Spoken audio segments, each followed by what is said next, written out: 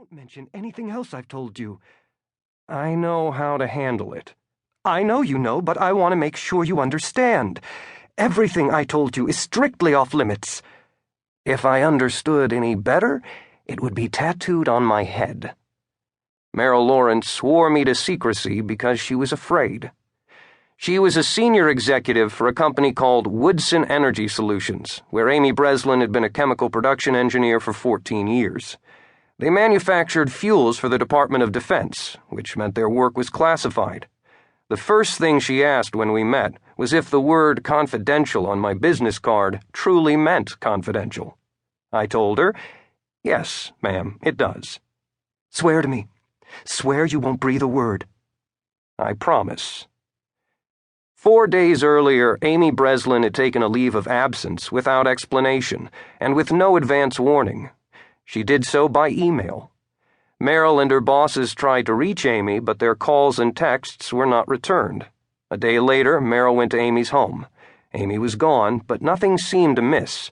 The following day, Meryl discovered $460,000 missing from Amy's department. Meryl kept this discovery secret. She believed her friend had been coerced and hoped to handle the situation without involving the authorities. She hired me off the books and without her company's knowledge. She also refused to give me access to Amy's office, corporate email, and any information related to Amy Breslin's work. Security. "I'll get the key from you in the morning. Want to meet in the same place?" "Oh my God, no, it's too chancy. I have to be in West Hollywood tomorrow. Pick a place and plan on meeting me at 7. I suggested a parking lot at the corner of Fairfax and Sunset. Meryl Lawrence liked parking lots. "All right, tomorrow at 7, unless I hear otherwise. Maybe you can settle this tonight and save us the trouble." From the look of the dead little house, I doubted it. "Is it still raining?" "Yes." "If you do it in the rain, get out of your car and find her." 1 hour into the job, and I was already getting attitude. I fingered through Amy Breslin's file by the hazy glow of the streetlight.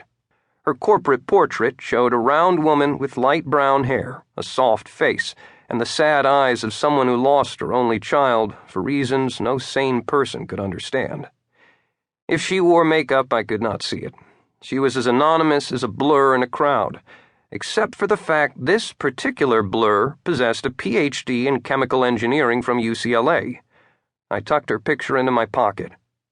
When the rain stopped a few minutes later, I walked up the street and went to Lerner's door.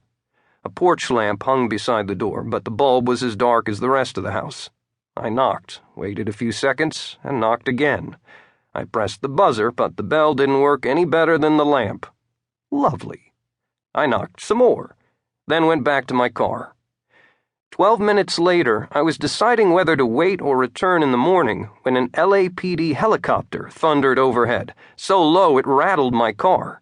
Its searchlight crawled across the nearby houses, making their newly wet roofs shimmer.